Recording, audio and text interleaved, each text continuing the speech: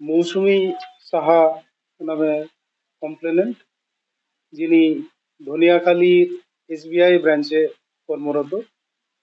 তিনি আমাদেরকে একটা কমপ্লেন করেন, যেখানে উনি জানান যে ইন্টারনেটে ওনার সাথে একজনের পরিচয় হয়, যিনি নিজেকে নেদারল্যান্ডস এর আমস্টারডামের একজন সার্জন বলে পরিচয় দেন। তার সাথে তার বেশ কয়েকদিন ধরে কথাবার্তা হয়, যাতে কিছু ইনফরমেশন উনি শেয়ার করেন। পরবর্তীতে ওনাকে জানানো হয় যে ওনাকে গিফট পাঠানো হয়েছে, যেটা দিল্লি এয়ারপোর্টে প্রসিডিওরাল রাউন্ডে আটকে গেছে। উনি সেটাকে পাওয়ার জন্য নেট ব্যাংকিং এর মাধ্যমে প্রায় 25,46,000 টাকা ট্রান্সফার করেন। 25,46,000। কেসের ইনভেস্টিগেশন করতে গিয়ে আমরা দেখতে পাই যে উনি নেট ব্যাংকিং এর থ্রু প্রাইমারিলি ছখানা অ্যাকাউন্টে, ছটা ভিন্ন ভিন্ন অ্যাকাউন্টে এই টাকাটা ট্রান্সফার করেছেন। এই আমরা ছটা অ্যাকাউন্টকে ধরে আমরা অ্যানালিসিস স্টার্ট করি। তার মধ্যে থেকে এক্সিস ব্যাংকের একটা অ্যাকাউন্ট পাওয়া যায়, যেটার যখন আমরা ওর ট্রানজেকশন ট্রেলটা ঘুরি, তখন আমরা একটা জিমেল অ্যাকাউন্ট পাই। সেই জিমেল অ্যাকাউন্টের আইপি লগ এবং ওর অ্যাসোসিয়েটেড যে ফোন নাম্বার আছে, সেটা অ্যানালিসিস করে মিউল অ্যাকাউন্ট হোল্ডার যিনি আছেন তাকে আমরা আইডেন্টিফাই করি এবং তাকে দিল্লির গৌতমনগর পুলিশ স্টেশনের অধীনে একটা জায়গা থেকে আমরা তাকে অ্যারেস্ট করি। তার কাছ থেকে আমরা তার ক্রাইমে ব্যবহার করা বেশ কিছু আর্টিকেল সিজ করি, যেগুলোকে আমরা যেগুলো নিয়ে আমরা আরো ইনভেস্টিগেশন করব। বেসিক্যালি ইনিশিয়ালি আমরা এটাকে এর ফরেনসিক্স এর জন্য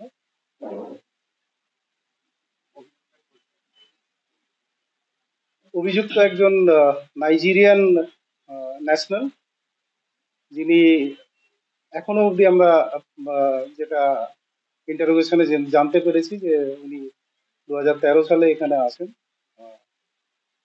পরবর্তীকালে ওনার যে পাসপোর্ট আছে সেটাও ল্যাপস করে যায়। কাজেই সেই বিষয়েও যে লিগ্যাল অ্যাকশন আছে সেটা আমরা প্রসেসটা স্টার্ট করবো, মানে হেডিং সেকশনের প্রেয়ার আমরা দেব। ওনার নাম যেটা আছে, তার প্রপার প্রোনাউন্সিয়েশন আমি ঠিক বলতে পারছি না, বাট আমরা যেটা গুগলেও সার্চ করে ওনার প্রোনাউন্সিয়েশন পেয়েছি, সেটা হচ্ছে উজিকেল অ্যানোগি ওঘেনা। অ্যানোগি ওঘেনা। উনি বেনিন সিটি, নাইজেরিয়ার মানে বাসিন্দা বলে এখনো অব্দি পাওয়া গেছে। পরে আমরা যদি ইনভেস্টিগেশনে আরো কিছু ডিটেলস পাই আমরা মিউল মিউল অ্যাকাউন্ট হোল্ডার, মানে যে মানে যে টাকাটা ফ্রড হয়েছে সেই টাকা ট্রানজেকশন এবং ওটা কিছুটা বেনিফিট উনি পেয়েছেন।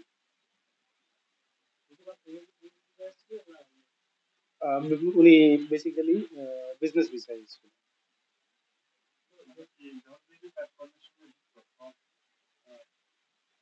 আমরা এই কেসে তো ওনার ইনভলভমেন্ট পাচ্ছি, আরো কিছু আছে কিনা সেটা মানে গ্রাজুয়ালি আমরা পাবো। আমি মিউল অ্যাকাউন্ট হোল্ডার বলছি তো, দিল্লি গৌতম নগর আমি বলেছি।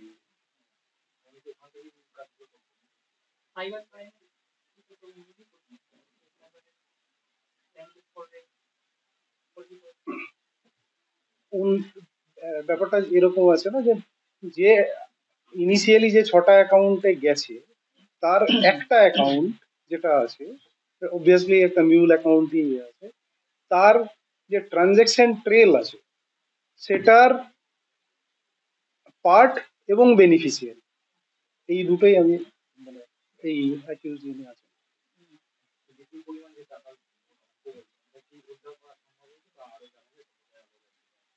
এগুলো এই এখন তো ইনভেস্টিগেশন চলছে। এমন কি গিফটের অফার দিল যে একদম 25 লাখ টাকা মানে ট্রান্সফার করলেন, মানে কোনো ছোট অ্যামাউন্ট না, আমরা সাধারণত 2000 5000 বা 10,000 এরকম ট্রানজাকশন করি। 25 লাখ টাকা মানে একটা হিউজ অ্যামাউন্ট, একটা আননোন পার্সনকে কেউ যদি এটা দেখুন, এটা পরিচয়ের যে ব্যাপারটা আছে সেটাও তো ওভার ইন্টারনেট হয়েছে, ঠিক আছে। এখন উনি এতটা টাকা কেন দিয়েছেন সেটার এক্সপ্লেনেশন মানে সেটা আমরা ডেফিনেটলি আরো ওনাকে জিজ্ঞাসাবাদ করে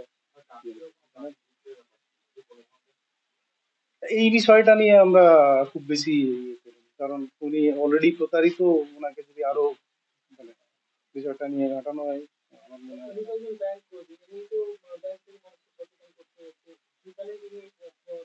এবার যদি আপনি দেখুন একটা মানুষ একটা কোনো একটা অ্যাক্টিভিটিতে ইনভলভ হয়েছেন, সেটা উনি গিফট পাওয়ার জন্য উনি করেছেন, তা কেন করেছেন বেটার উনি মানে ইয়ে করতে পারেন।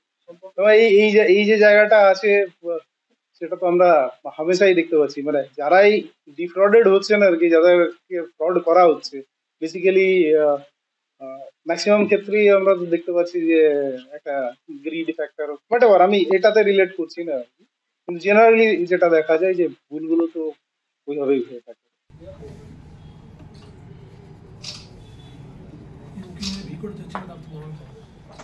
আমাদের ভিডিও ভালো লাগলে লাইক এবং শেয়ার করুন, কমেন্ট সেকশনে গিয়ে জানান আপনাদের মতামত। আরও ভিডিও পেতে আমাদের চ্যানেল সাবস্ক্রাইব করুন এবং প্রতি মুহূর্তে খবরের আপডেট পেতে প্রেস করুন বেল আইকন।